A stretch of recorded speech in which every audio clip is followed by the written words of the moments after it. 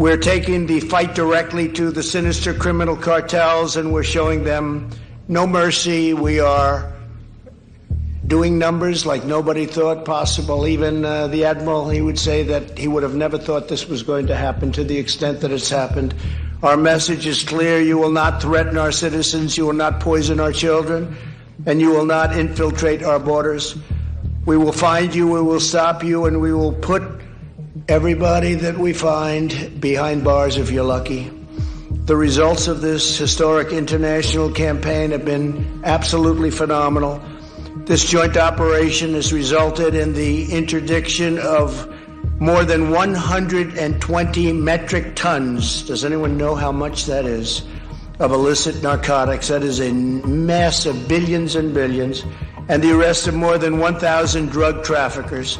These actions have denied the cartel of billions, of various cartels, of billions and billions of dollars in cash, and prevented the loss of untold American lives, and we've seen the results in the United States.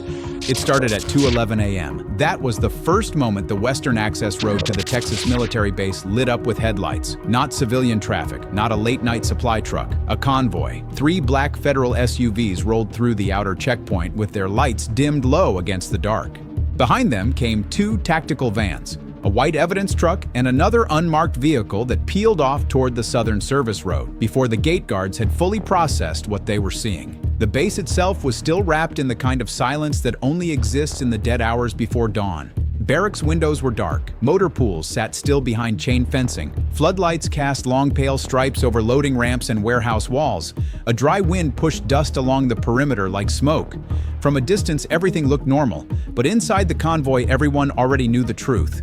This was not a routine inspection, this was a takedown. By 2:15 a.m., the 1st Joint Federal Team had cleared the western gate. By 2:17 a.m., base military police at 2 internal checkpoints had been quietly ordered to hold position and await direct instruction. By 2:19 a.m., the command van had stopped behind Warehouse 4, a long logistics structure near the base freight corridor. No sirens, no alarms, no base-wide announcement, no warning to the men who were about to be dragged out of their rooms, offices, and command stations. Only clipped radio calls, boots striking asphalt, and the cold pressure of an operation that had to hit all at once or fail. At 2:22 a.m., the first breach team split. One team moved toward the logistics offices near the loading zone. Another headed for the barracks wing, where multiple names had already been flagged in sealed arrest packets. A third unit circled toward the secure cargo storage yard, where containers listed as military equipment shipments were sitting behind locked fencing under floodlights. At 2:25 a.m., the first office door was forced open. At 2:27 a.m., the first soldier was pulled from a desk inside the shipment control room. At 2:29 a.m., teams hit Barracks C and Barracks E in near-perfect sequence. Doors flew open, lights flashed across cinder block walls, orders echoed down the corridor, men were dragged from bunks, shoved to the floor, and cuffed before half the base even understood what was happening. By 2:33 a.m., the first hard drives were seized from the logistics office. By 2:36 a.m., agents recovered burner phones, access rosters, and unofficial cargo movement notes from a locked cabinet near the main shipping terminal. At 2:39 a.m., the first of the freight containers was opened. That was when the entire case changed. The container was listed on paper as military communication support equipment, part of a staged, outbound shipment scheduled to move later that morning. The seals looked proper. The manifests looked clean. The crate weights were plausible. On the surface, it was exactly the kind of cargo that sits on military bases every single day without drawing attention. But when agents cut through the inner restraint frame and peeled back a false wall built behind rows of real equipment cases, they found something else. Brick-wrapped bundles, stacked tight, professional packaging, heat-sealed, dense. The field test came back almost immediately. Cocaine. At 2:43 a.m., a second container was opened. Same concealment, same packaging, same result.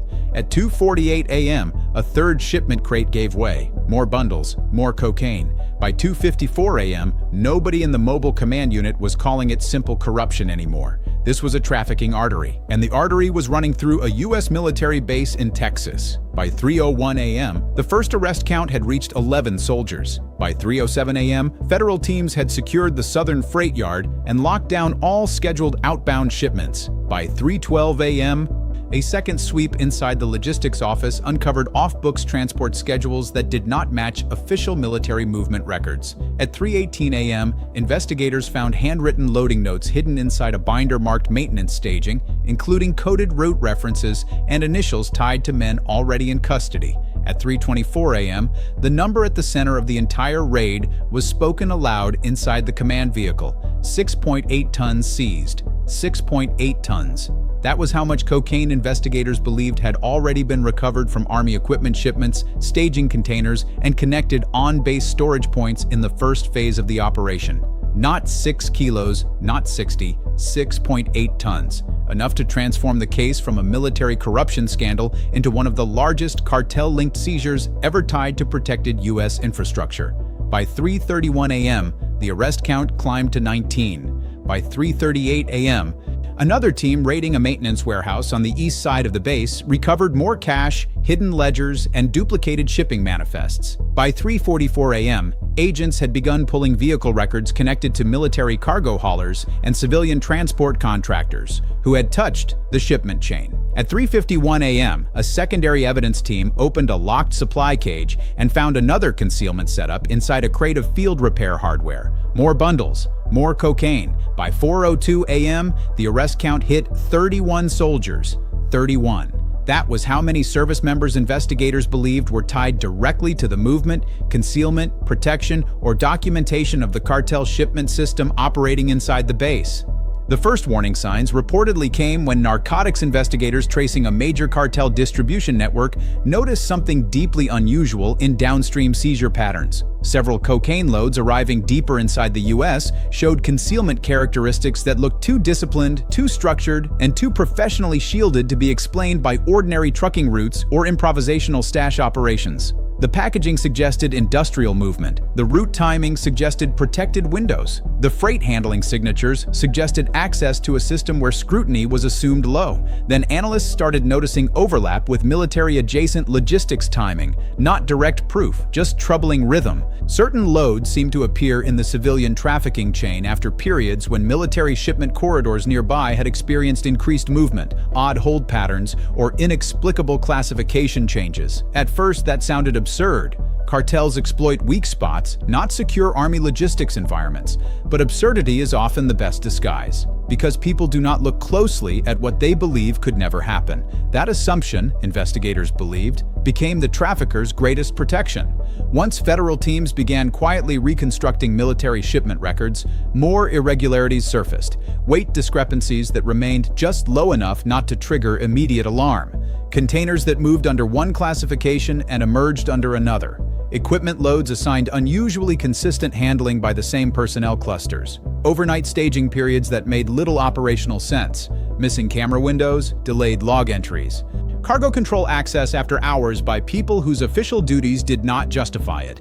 That was when the base moved from peripheral curiosity to central target. The financial side followed quickly. Soldiers assigned to logistics-related posts began surfacing with unexplained cash activity. Not always flashy. That was the dangerous part. Some had debts quietly erased. Some made down payments that did not fit their salaries. Some relatives received suspicious transfers through side businesses or shell service firms. One soldier allegedly bought a luxury pickup in cash. Another paid off years of personal financial trouble almost overnight. Individually, each could be rationalized. Together, they looked like a payroll. The deeper investigators went, the clearer the structure became. This was not 31 soldiers all doing the same thing. It was a layered operation. Some men handled manifests, some controlled staging, some watched access, some loaded crates, some altered records. Some ensured certain containers were not disturbed. Some acted as go-betweens between on-base handlers and civilian contractors at the outer edge of the freight chain.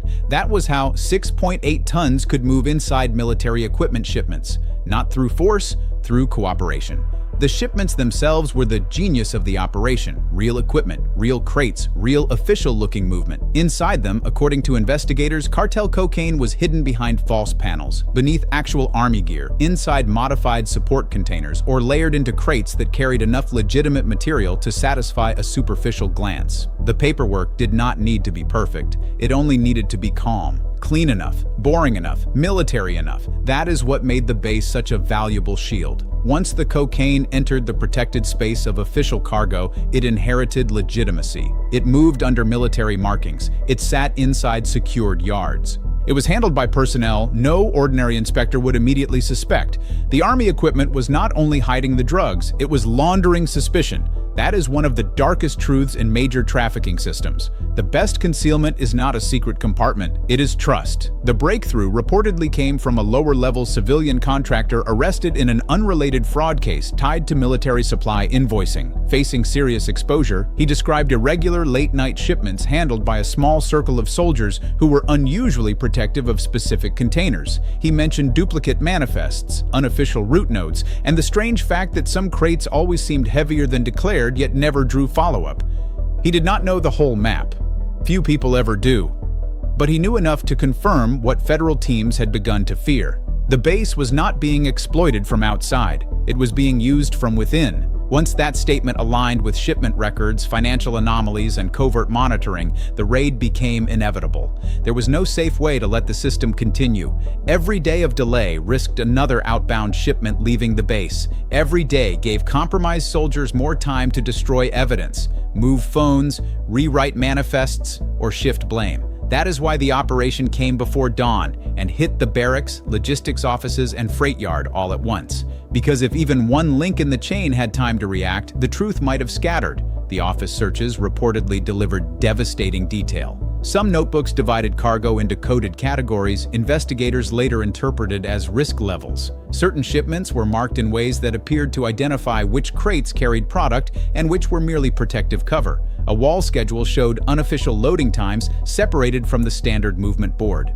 Hidden cash and burner phones suggested the operation was maintained with professional caution, not amateur greed. And that is what made the case so catastrophic. This was not impulsive criminal behavior. It was organized cartel logistics inside military space. By sunrise, the base's entire freight corridor had become suspect. Every crate looked different. Every shipment record had to be questioned. Every soldier who had touched staging areas in recent months was potentially part of the story.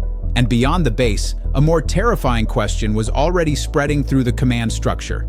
If 6.8 tons were caught in one raid, how much had already gone through? Because seizures of that size are rarely the whole pipeline. They are the portion still present when the walls collapse. That was the true scale of the fear.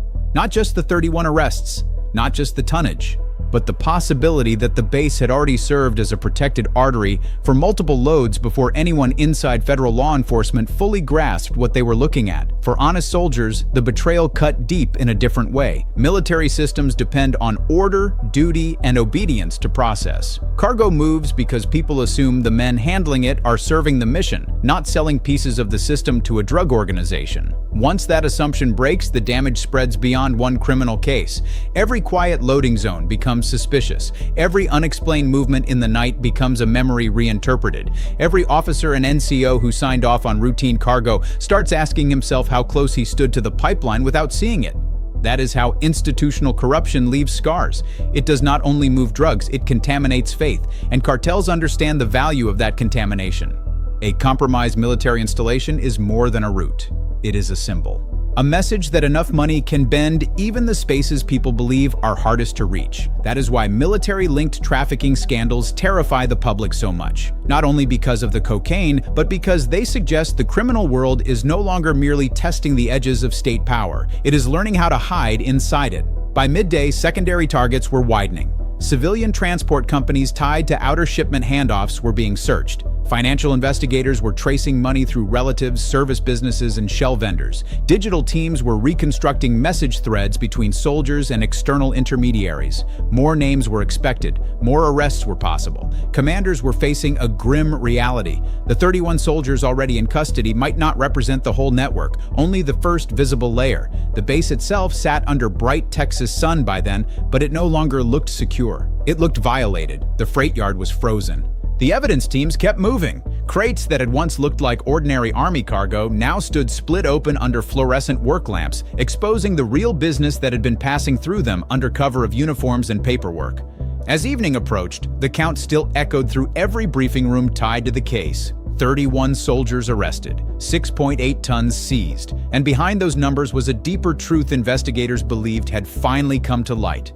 that military equipment shipments had been turned into narcotics pipelines, and the men trusted to move official cargo had allegedly been moving cartel product through the same system all along. At 2:11 a.m., the base still looked quiet, secure, and ordinary.